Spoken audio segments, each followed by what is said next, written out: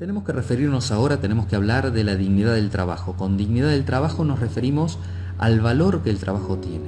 Por un lado tenemos que decir que el trabajo tiene un valor por su causa eficiente, porque lo realiza un ser humano, y por su causa final, porque se ordena al bien del ser humano. Y eso es más importante que el contenido del trabajo. No tiene tanto valor por el tipo de trabajo que se realice o por el producto o el fruto del trabajo, sino por quién lo realiza, el origen y la finalidad del trabajo. Evidentemente no se respeta la dignidad del trabajo cuando se somete o se considera al trabajador como un instrumento, solo como un recurso que es mediatizado en interés de otros, cuando es solo considerado un objeto de lucro.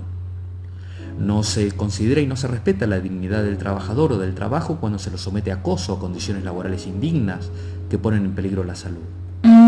Tampoco se respeta la dignidad del trabajo cuando se considera, como en el marxismo, que el ser humano es solamente un ser material que no tiene interioridad y por eso que no tiene algo personal que volcar en su trabajo. El trabajo lógicamente es una de las realizaciones humanas, es una de las dimensiones en las cuales el hombre se realiza, pero no la única.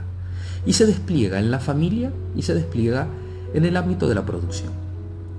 En la familia se despliega lógicamente el trabajo porque gracias al trabajo el hombre obtiene el sustento para su familia, consolida la familia, fortalece la familia.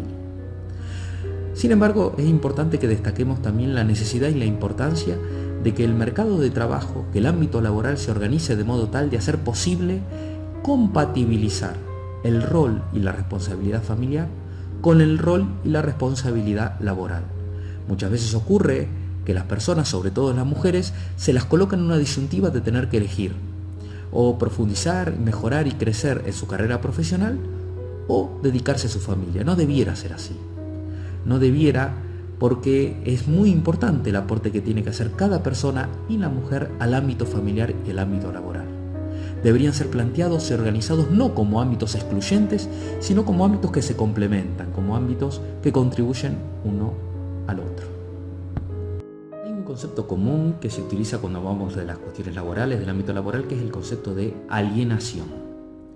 Si bien fue una idea marxista, en su origen una noción, un término marxista, la palabra alienación es una palabra que es aprovechable.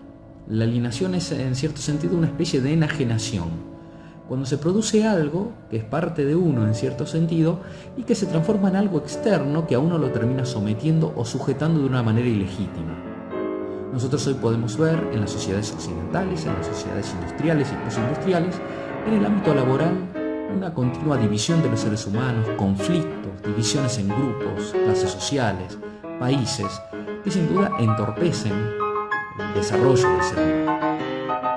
El término alienación fue popularizado por el marxismo como una forma de sujeción ilegítima, según el marxismo, de la religión. El marxismo planteaba que el hombre creaba la idea de Dios y después se le terminaba esclavizando esa misma idea, la enajenación religiosa, la alienación religiosa, y también como alineaciones económicas, en donde, por ejemplo, el hombre produce bienes y después termina sometido a los bienes, o hace del hombre mismo una mercancía como si fuera un objeto de consumo el mismo ser humano.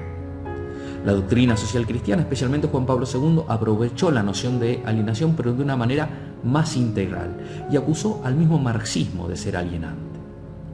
¿Por qué? Porque en principio el trabajo no causa alienación, el trabajo por sí mismo no aliena. El trabajo libera, el trabajo despliega las capacidades humanas, pero la manera como se organiza el ámbito laboral puede ser alienante.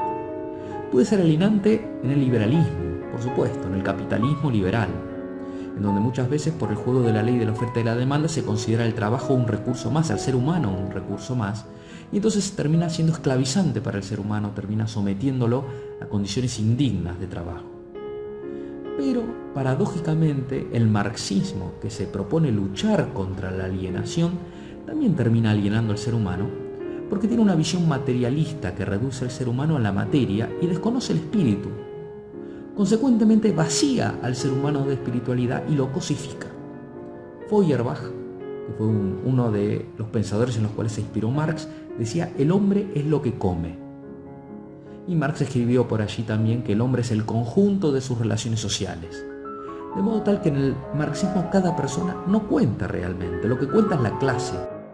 En este sentido también podemos y debemos decir que el marxismo promueve la alienación por lo que propone o describe que va a ocurrir luego de la lucha de clases. Según el marxismo va a haber una revolución violenta del proletariado, de los proletarios, de los obreros, y esta revolución violenta va a dar lugar a la instauración de una dictadura del proletariado, donde se va a implantar un Estado socialista, totalitario, que va a controlar toda la actividad del hombre.